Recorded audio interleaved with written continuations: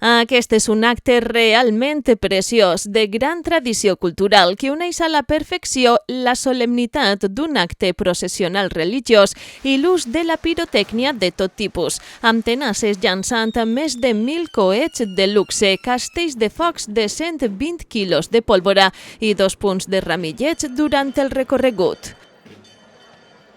És la processó del Crist de la Bona Mort de Bellús, tot un referent a la comarca que des del 2019 compta amb la distinció de festa d'interès turístic provincial.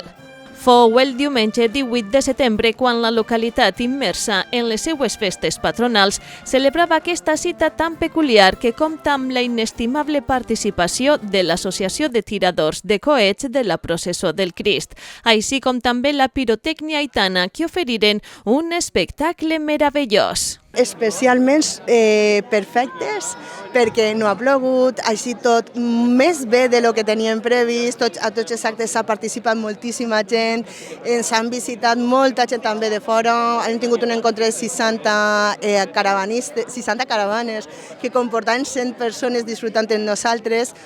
Les comparses, que no se m'oblide, que ahir van fer també la festa de l'entrada, tant els contrabandistes com les Populus 33, que es van alegrar la vesprada del dissabte, i avui, com a dia més del Crist, el dia gran de les festes, la nostra processó de la que tots els veïns i veïnes estem tan contents i ens sentim tan orgullosos, no?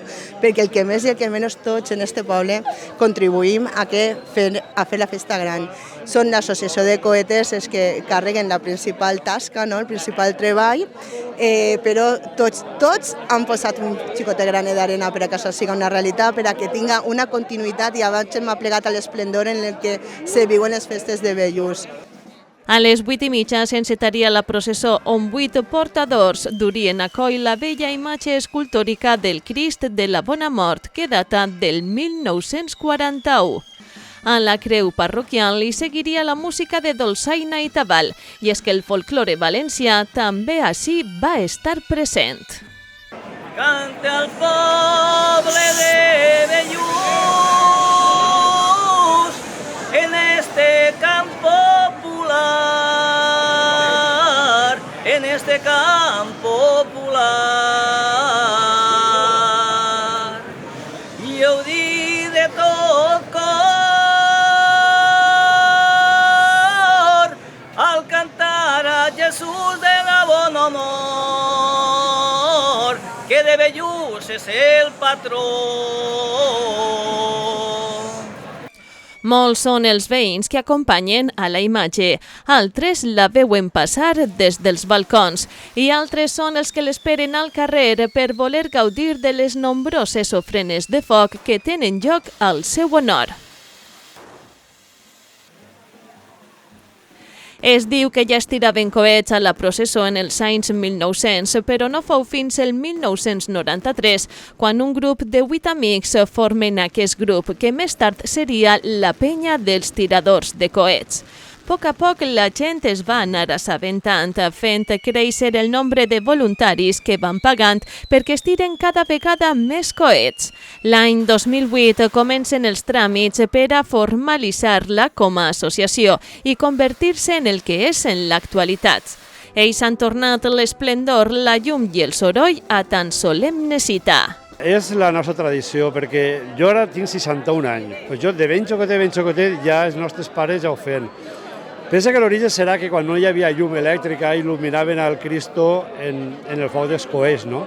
I ha continuat així, han hagut moments complicats, ja no sols de la pandèmia, sinó al llarg de la història, però sempre aguantat. I estic molt content perquè aquest any exactament s'han apuntat 10 o 12 xavals joves.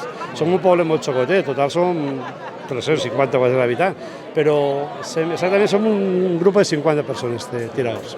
Una processó que ja és tot un referent per a Bellús, localitat que és visitada per centenars de persones, tant de la comarca com de la província, i nombrosa és la presència d'alcaldes de localitats veïnes. La festa és una festa molt emocionant, és una processó molt singular on junta pólvora, música, tradició i fervor, que al final és mediterrani pur. Vaig estar ja l'any 2019 i enguany he tingut ocasió de tornar i no me la volia perdre de ninguna manera.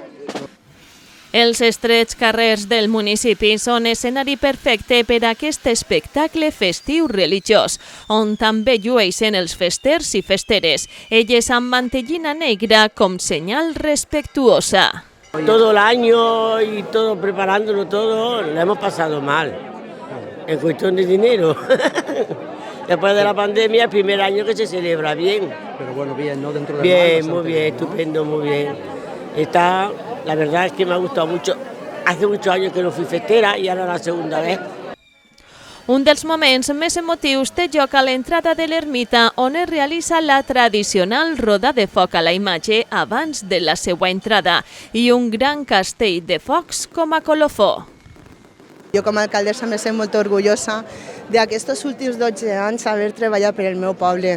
L'any que ve serà un nou canvi, no? I una nova legislatura i jo m'emocione, no? Perquè aquests moments són els que val la pena lluitar i té sentit ser polític, no? Estar al servei de la teva gent i és quan percibeixes realment quan se fa un bon treball i saber el millor que uno sap, no? Perquè al final tots cometem errors, però si tots se fan el carinyo i la voluntat de fer bé per a tots, al final tot és bé, no? I aquesta és la sensació i el sabor que jo m'endú durant aquests 12 últims anys representant el meu poble.